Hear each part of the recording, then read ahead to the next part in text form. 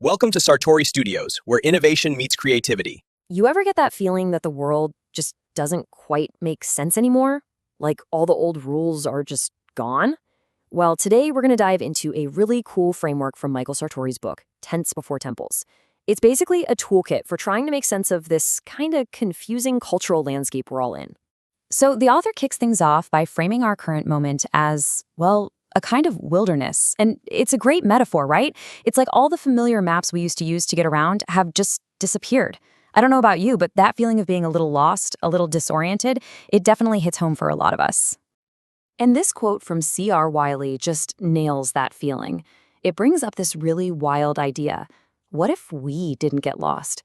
What if civilization just ended and the path itself disappeared from under our feet? So if the old landmarks are gone, where do you even start? All right, so the book offers up this core survival principle for this new wilderness, tents before temples. The idea is actually super simple, but it's also really profound.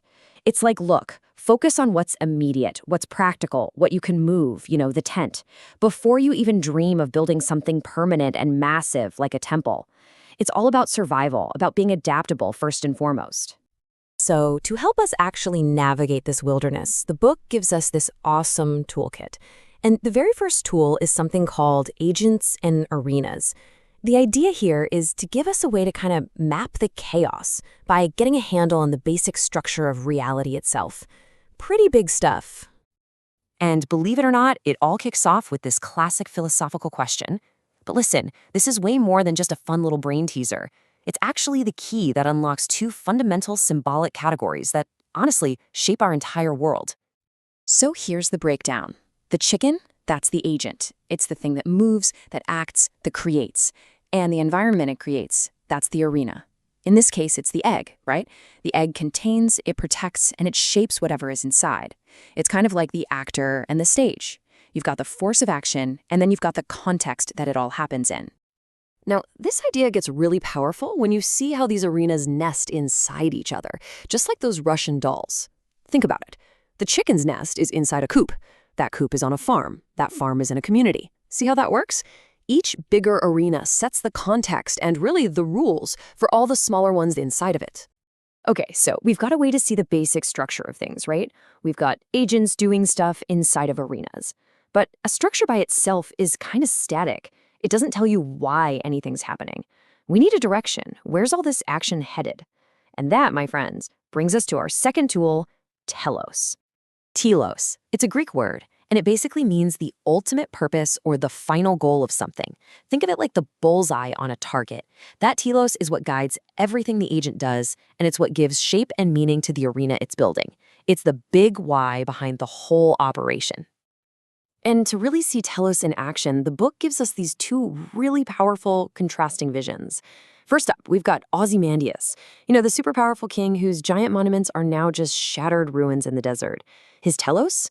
It was all about power, command, and just pure pride. And, well, we can see how that turned out.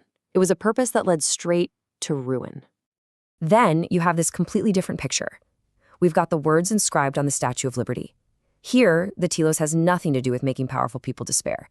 It's all about welcoming the tired, the poor, the exiled. It's this vision of a mother of exiles who's offering protection and hope. A totally different aim.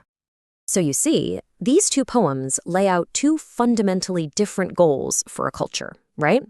One has a telos all about dominating power, totally focused on the self. The other has a telos of protective liberty, focused on caring for others. They're both using the same stuff, stone, metal, words, but the purpose, the telos that's shaping the whole thing, completely different. All right, so let's recap. We've got a structure, that's our agent and arena. We've got a direction, that's the telos. But what's the actual force that makes it all go? What's the energy in the system? Well, that's where our third and final tool comes into play, spirit. Now, when the book talks about spirit, it's not talking about, ghosts or anything spooky. It's talking about the animating force. It actually pulls from the original Greek and Hebrew words, pneuma and ruach, which literally just mean breath or wind. So think of it like that. It's the unseen energy that blows through a culture and gives it its unique character. And the funny thing is, we use this idea all the time and probably don't even realize it. We talk about school spirit, right? Or the zeitgeist, the spirit of the age.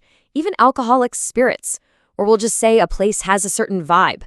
Every single one of those is describing a unique, animating force that's at work.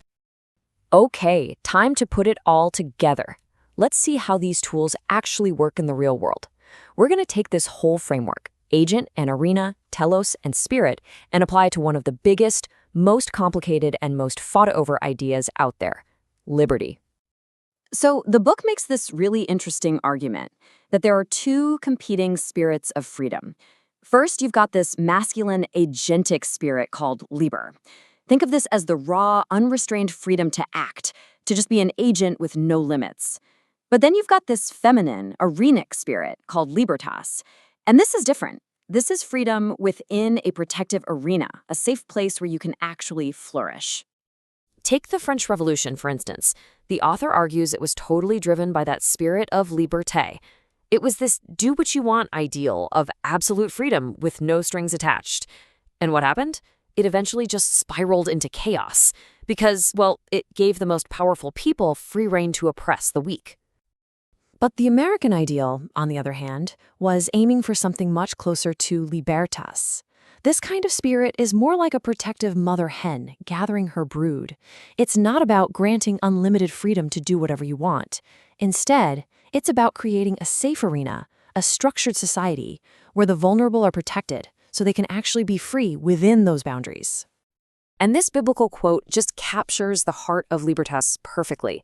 It says, "Don't use your freedom as an opportunity for the flesh, but through love serve one another." So you see, freedom here isn't a free-for-all for self-indulgence or grabbing power. Nope. It's a call to serve and protect each other. At the end of the day, it's the spirit behind the idea of liberty that decides whether you get chaos or a society that can actually flourish.